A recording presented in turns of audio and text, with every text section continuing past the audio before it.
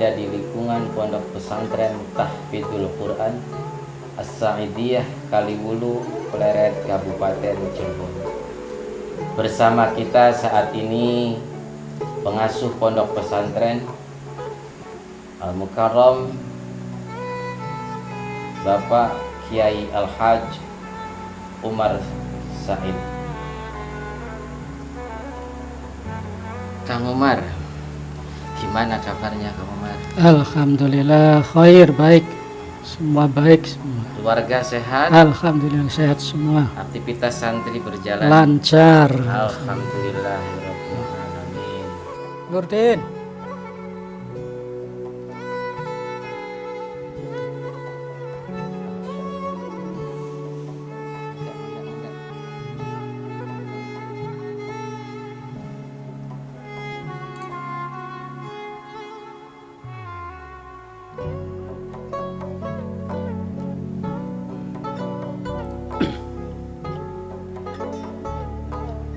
Ya, gimana Kang Kamal? Alhamdulillah sehat.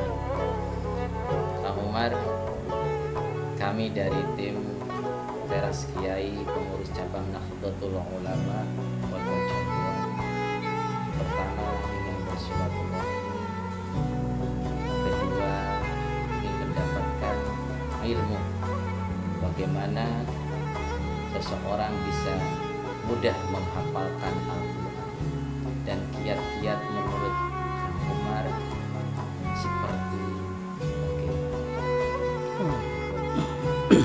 Gini Kang Kamal, kalau untuk menghafal Al-Quran, pertama adalah harus yakin bahwa hafal Al-Quran adalah fadlullah, anugerah dari Allah. Tidak ada target, tidak ada batasan umur pun tidak ada. Mau dari kecil ataupun sudah dewasa sampai tua itu dipersilakan untuk menghafalkan Al-Quran. Karena Allah sudah berjanji dalam Al-Quran bahwasanya Allah telah memudahkan Al-Quran. Silakan siapa saja yang ingin menghafalkan akan dimudahkan oleh Allah Subhanahu wa Ta'ala dengan syarat yang sungguh-sungguh. Apalagi dengan menghafalkan Al-Quran, kita membaca pun akan mendapatkan anugerah dari Allah Subhanahu wa Ta'ala. Seperti yang diriwayatkan dari sahabat Mu'adz bin Jabal bahwasanya beliau pernah suatu kali berjalan-jalan dengan Rasulullah SAW. Sahabat Mu'adz bin Jabal meminta pada Rasulullah untuk meminta nasihat yang bermanfaat bagi dirinya dan untuk orang lain.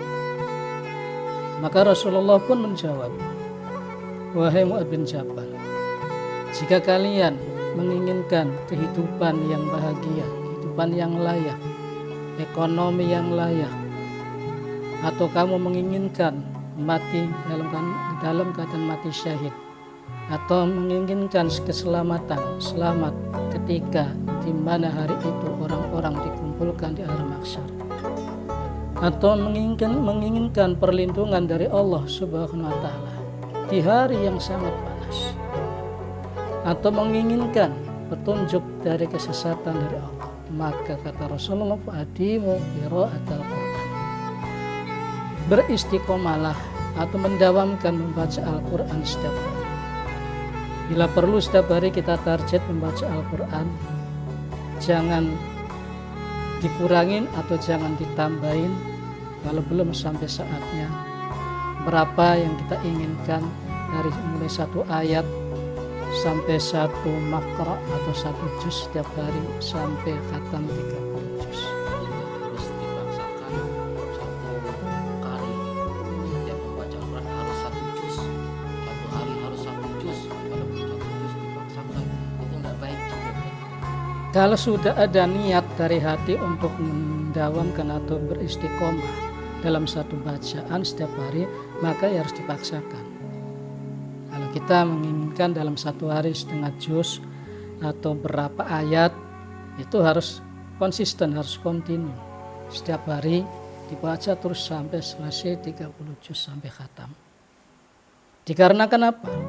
Dikarenakan Al-Quran adalah sebagai kalamur rahman, kalam Allah Subhanahu wa taala yang bersifat rahman, dan sebagai benteng atau penjagaan dari setan, dan sebagai timbangan untuk memberatkan timbangan ketika kita ditimbang di hari yaumul qiyamah. Jadi itu manfaat Al-Quran yang gamal. Makanya kita jangan selalu tertinggal dalam setiap hari untuk membaca Al-Quran. Kalau kita melihat atau menilik sejarah, banyak ulama-ulama yang beristiqomah membaca Al-Quran. Sebab dengan Al-Quran, insya Allah semua akan dimudahkan oleh Allah Subhanahu wa ta'ala. Amin ya rabbal alamin. Mana ada yang lain menggambar Tentang keutamaan Al-Quran itu sendiri apa? yaitu tadi yang diriwayatkan dari sahabat Mu'adz bin Jabal. Jadi untuk membaca Al-Quran kita harus beristiqomah karena manfaatnya banyak sekali. Manfaatnya luar biasa. Sebab Al-Quran adalah kalam Allah. Adalah kalau kita orang Cirebon omongannya Gusti Allah. Kalau menurut Kang Umar, ada di antara kita yang senangnya membaca Al-Quran, alhamdulillah, tetapi yang dibaca hanya surat-surat tertentu kan. Jadi di antara kita ini ada yang setiap membuka Al-Quran misalnya sukanya surat Yasin Ya.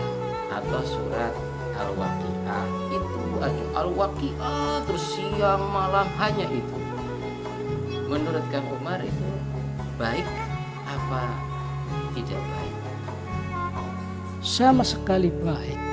Tidak ada buruknya membaca Al-Quran walaupun tidak sampai khatam. Karena kata Rasulullah SAW, Allahumma sholli wa sallim alaihi. saya tidak pernah mengatakan bahwa alif lam mim itu satu huruf, melainkan 3 huruf. Alif harfun, walamun harfun, wamimun harfun. Jadi alif lam mim ada 3 huruf. Dan itu satu ayat. Jadi kalau kita membaca alif lam mim dengan niat membaca Al-Quran, maka otomatis orang tersebut sudah mendapatkan pahala membaca Al-Quran. Atau dikatakan setiap hari baca Bismillahirrahmanirrahim atau Alhamdulillah. Kalau kita berniat bertujuan membaca Al-Quran, itu sudah mendapatkan pahala membaca Al-Quran.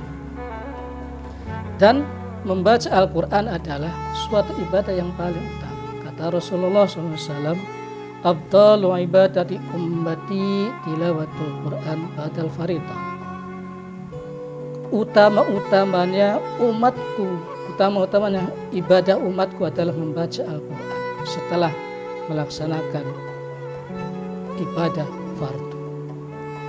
Sedangkan Al-Quran sendiri, menurut suatu riwayat bahwa untuk membaca Al-Quran, satu huruf akan diberi pahala oleh Allah 10 kain sutra di surga. Bisa dibayangkan, satu huruf 10 kain sutra di surga nanti.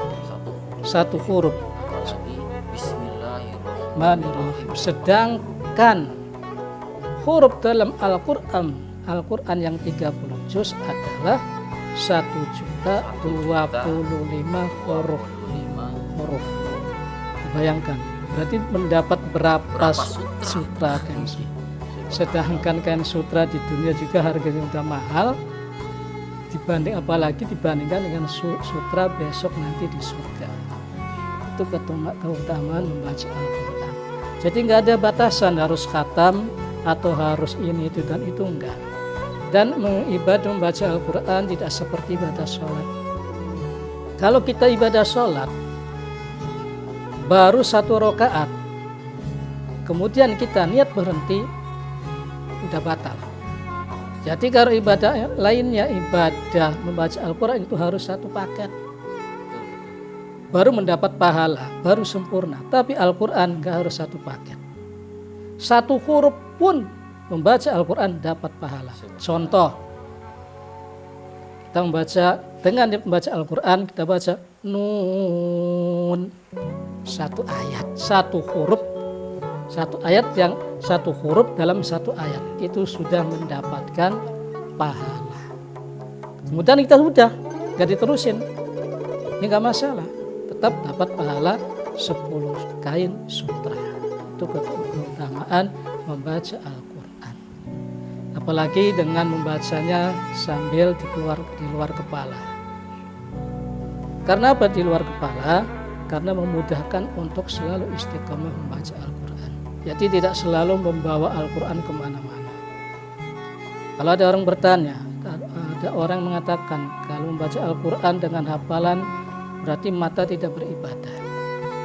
Mata membaca Al-Quran yang bagi orang yang sudah hafal Al-Quran itu tetap dapat pahala.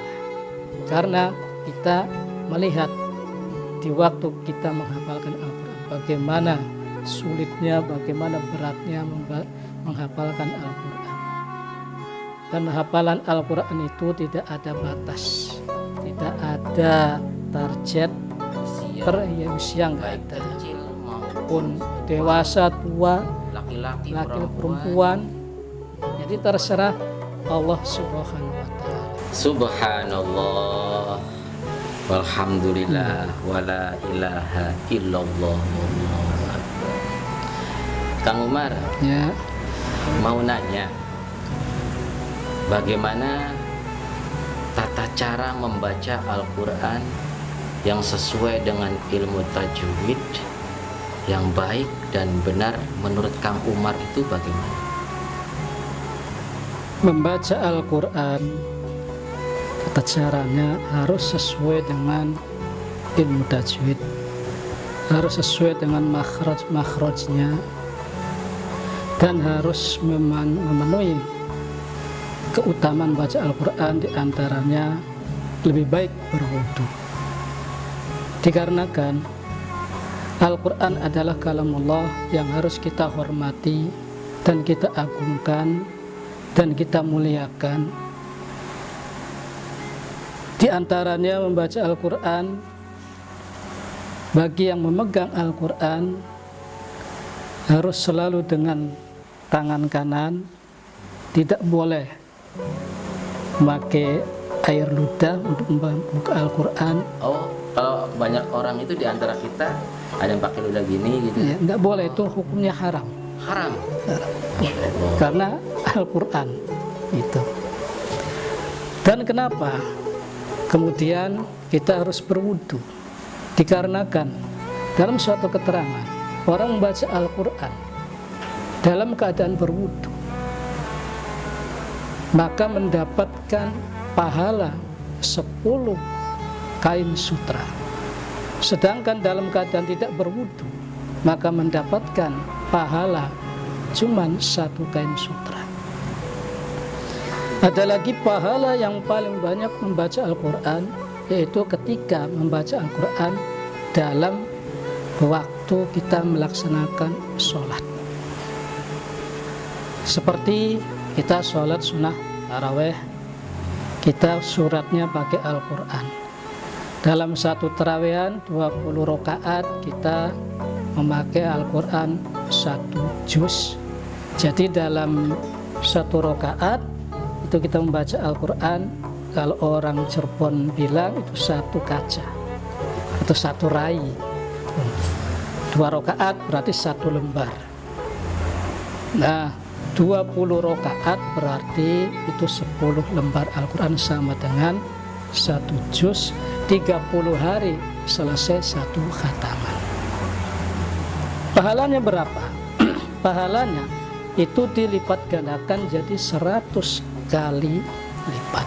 Jadi mendapatkan sutra, kain sutra 100 lembar kalau kita membaca Al-Quran dalam waktu kita melaksanakan sholat. Sedangkan di bulan Ramadan yang 100 lembar kain sutra dilipat gandakan lagi karena bulan Ramadan 10 kali lipat. Jadi berapa itu? Berarti 1 huruf mendapat 1000 kain sutra, sama dengan 1000 khataman membaca Al-Quran.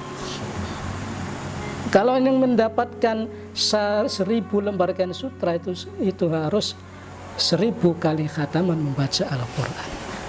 Itu keutamaan membaca Al-Quran.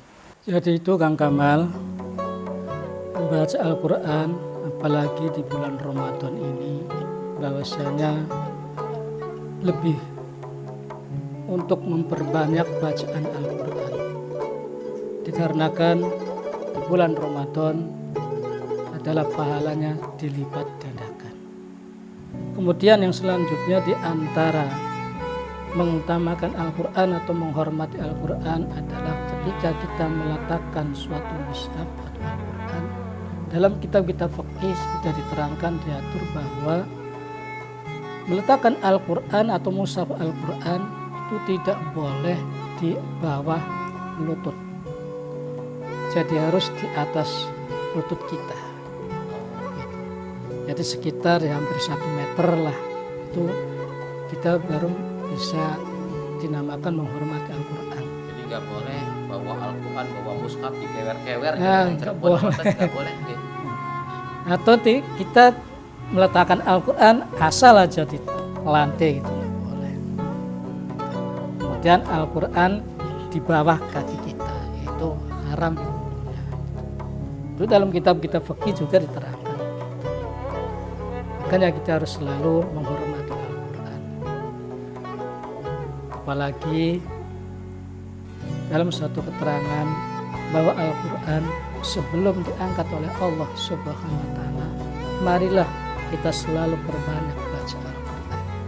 Dikarenakan Al-Quran suatu saat nanti akan diangkat oleh Allah dari dadanya orang yang hafal Quran, dan dari tulisan-tulisan ada dimanapun berada, di mushaf, di kertas, di tembok, di mana itu akan diangkat oleh Allah Subhanahu wa Ta'ala pada hari kiamat nanti. Itu tentang keutamaan Al-Quran. Kang, Ya, kami mohon kesediaannya Kang untuk membacakan doa agar bangsa kita, wabil khusus kaum muslimin dan muslimat, diselamatkan oleh Allah Subhanahu wa Ta'ala dan kelak nanti mendapatkan syafaat dari Al-Quran. Al-Fatihah.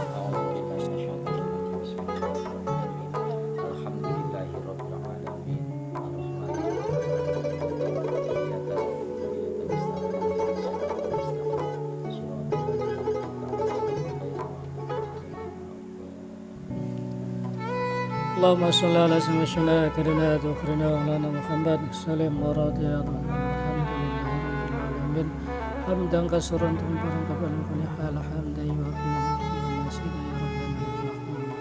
ya sayyidina ya Rasulullah aghizna sarri masakinah Allahumma ghafir lana dunubana wa liwalidina wa limasyikhina wa li jami'il muslimin wal muslimat wal mu'minina wal mu'minat al ahya minhum wal amwat Allahumma inna nas'aluka ridha wal jannah wa na'udzu bika min sakhatika wan nar Allahumma inna nas'aluka ilman nafi'a wa rizqan wasi'a wa shifaan min kulli da' wa amalan mutaqabbala Allahumma jammilna bil afiyati was salahikna bil taqwa wal istiqamah wa musibatina innaka as-sami'ud du'a Allahumma yassir lana umurana yassir lana umurana لنا ولنا صب السافر وخليفة قال وسلم مكانتهم اللهم سلمنا والمسلمين سلمنا والمسلمين سلمنا والمسلمين من آفات الدنيا وعذاب الآخرة برحمتك يا أرحم الراحمين ربنا آتنا في الدنيا حسنة وفي الآخرة حسنة وقنا عذاب النار صلى الله على سيدنا محمد وآله وصحبه سبحان ربك رب العالمين يصفون سلام على المرسلين والحمد لله رب العالمين. الفاتحة.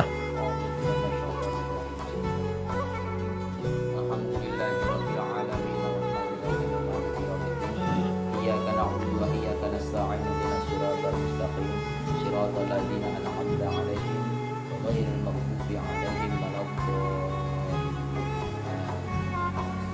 Pemirsa, Alhamdulillah, baru saja kita dapat ilmu dari guru kita, sahabat kita, Kiai Al-Hajj Umar Said, tentang bagaimana tata cara kita membaca Al-Quran dengan baik dan benar, bagaimana tata cara menghafal Al-Quran, sampai bagaimana keutamaan Al-Quran telah kita simak bersama.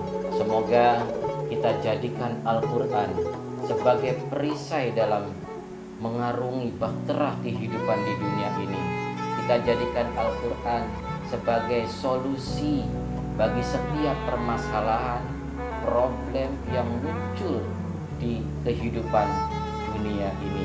Akhirnya kami dari Teras Kiai, pengurus cabang Nahdlatul Ulama Kota Cirebon, menghaturkan banyak terima kasih kepada Pak Kiai Haji Umar Said. Semoga Kang Umar diberikan ketetapan, kekuatan oleh Allah Subhanahu wa Ta'ala agar bisa mendidik santri-santrinya menjadi hafidhah yang baik dan benar, yang dapat mensyafaati keluarganya dan warga sekitarnya, wabil khusus kepada kaum muslimin dan muslimat. Amin. Matur kesuwun Kang.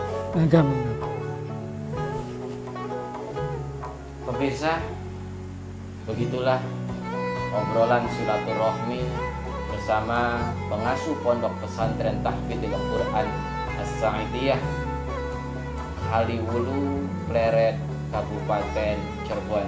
Kita ketemu lagi dalam episode berikutnya. Wassalamualaikum warahmatullahi wabarakatuh.